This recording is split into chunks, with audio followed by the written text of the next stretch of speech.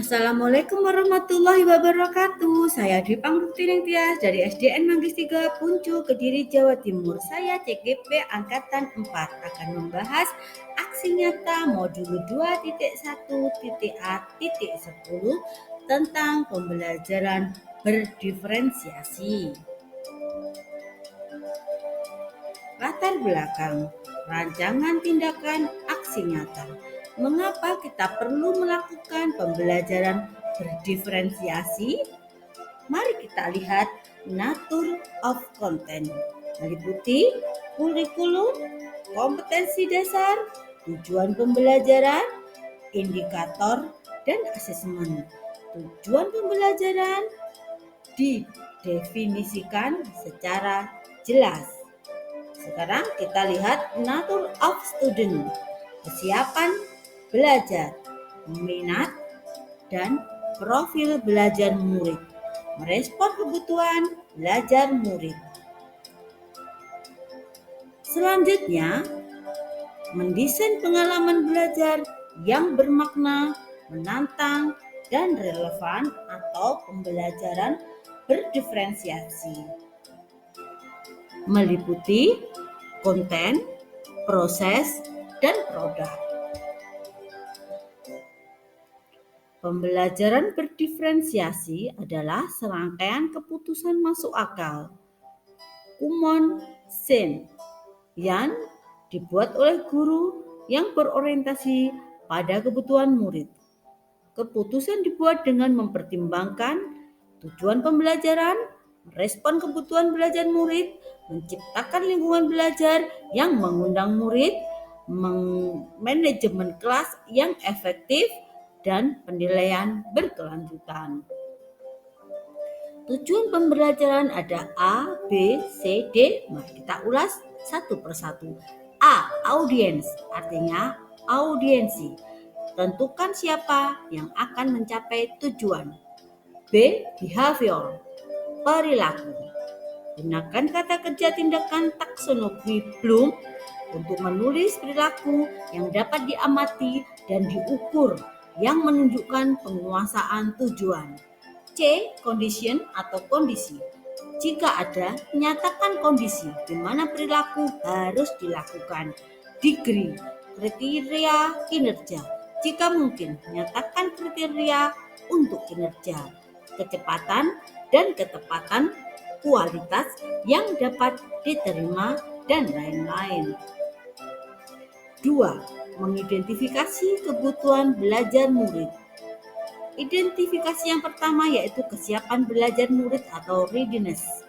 Kita mulai dari kondisi awal murid, konkret atau nyata, daya tangkap, respon atau lambat, mandiri atau butuh bantuan. Yang kedua, minat murid atau interest. Mencari kecocokan antara minat murid dengan tujuan pembelajaran. Selanjutnya, koneksikan atau menunjukkan koneksi antar materi pembelajaran.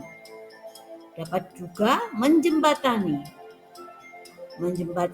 pengetahuan awal dengan pengetahuan baru. Kemudian, minat murid haruslah dapat memotivasi, memungkinkan tumbuhnya motivasi murid untuk belajar. Identifikasi kebutuhan belajar murid yang ketiga yaitu profil belajar murid.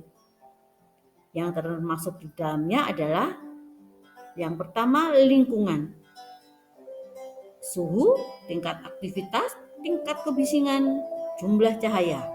Yang kedua budaya, santai atau terstruktur, pendiam atau ekspresif, personal atau impersonal.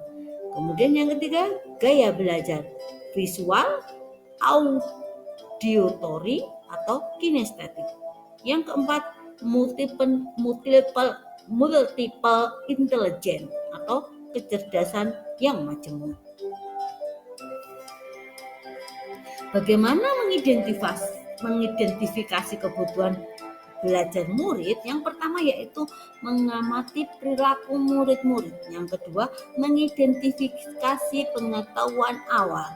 Yang ketiga, kita mencari informasi melalui guru yang mengajar di kelas sebelumnya. Yang keempat, membaca raport murid dari kelas mereka sebelumnya. Yang kelima, menggunakan berbagai penilaian formatif dan diagnostik. Dan yang kelima yaitu mereview atau melakukan refleksi terhadap praktek pengajaran. Beberapa hal yang perlu dipertimbangkan yaitu tujuan pembelajaran. Yang kedua, pemahaman murid. Yang ketiga, keterlibatan murid. Yang keempat, informasi atau untuk perencanaan. Strategi mendiferensiasi pembelajaran ada 3, konten, proses, dan produk. Yang masuk konten adalah materi pengetahuan, konsep, keterampilan yang perlu dipelajari murid berdasarkan kurikulum. Yang pertama, membedakan pengorganisasian. Yang kedua, membedakan format penyampaian. Kemudian proses, kegiatan yang memungkinkan murid untuk berlatih memahami konten. Membedakan proses yang harus dijalani oleh murid. Produk adalah bukti yang menunjukkan apa yang murid telah pahami. Membedakan memodifikasi produk sebagai hasil belajar, hasil latihan, penerapan, dan pengembangan apa yang telah dipelajari.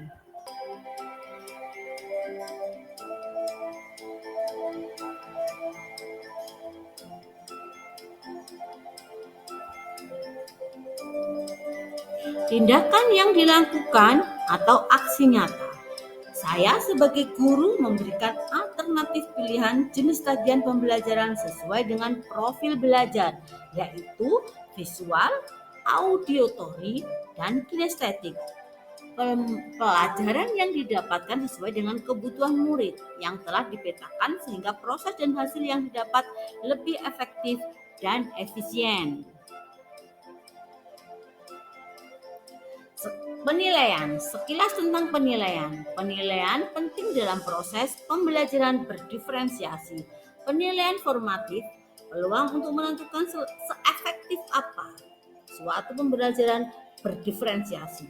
Saya percaya jika saja guru memanfaatkan lebih banyak praktek-praktek terbaik dari penilaian formatif, maka pembelajaran berdiferensiasi akan datang secara alamiah. Penilaian yang saya lakukan secara berkelanjutan yaitu monitoring atau pemantauan, review atau pemeriksaan ulang, dan evaluasi yaitu peninjauan atas sebuah desain atau sebuah proses, pelaksanaannya, efektivitas dari program yang saya lakukan, dan juga ketercapaian tujuan-tujuan yang telah ditetapkan, dampak-dampak yang telah terbentuk akibat proses tersebut. Rencana perbaikan, pemberian scaffolding bagi murid yang belum siap mengikuti pembelajaran karena belum menguasai kompetensi dasar atau KD. Prasyarat yang harus disiapkan lebih baik. Lange 2002 menyatakan bahwa ada 2 langkah utama yang terlibat dalam scaffolding pembelajaran. Yang pertama, pengembangan rencana pembelajaran untuk membimbing peserta didik dalam memahami materi baru. Yang kedua, pelaksanaan rencana pembelajaran memberikan bantuan kepada peserta didik setiap langkah dari proses pembelajaran. Scaffolding dapat dilakukan dengan menerapkan tutor sebaya atau guru pemberi perhatian khusus untuk murid yang sangat kurang menguasai kompetensi dasar atau KD prasyarat. KD prasyarat yaitu materi-materi pembelajaran yang mendukung atau yang perlu dipelajari terlebih dahulu sebelumnya. Asesmen dan pembelajaran berdiferensiasi. Praktik pembelajaran berdiferensiasi haruslah berakar pada asesmen. Asesmen formatif memungkinkan guru untuk mengenal murid mereka dengan lebih baik. Oleh karena itu, mereka dapat membuat keputusan terbaik demi menantang murid dengan tepat. dan melibatkan murid dalam pembelajaran. Ki Hajar Dewantara pernah berkata, serupa seperti para pengukir yang memiliki pengetahuan mendalam tentang keadaan kayu, jenis-jenisnya, keindahan ukiran, dan cara-cara mengukirnya. Seperti itulah seorang guru seharusnya memiliki pengetahuan mendalam tentang seni mendidik. Bedanya, guru mengukir manusia yang memiliki hidup lahir dan batin. Demikian paparan dari saya, semoga bermanfaat. Salam bahagia dan terima kasih. Wassalamualaikum warahmatullahi wabarakatuh.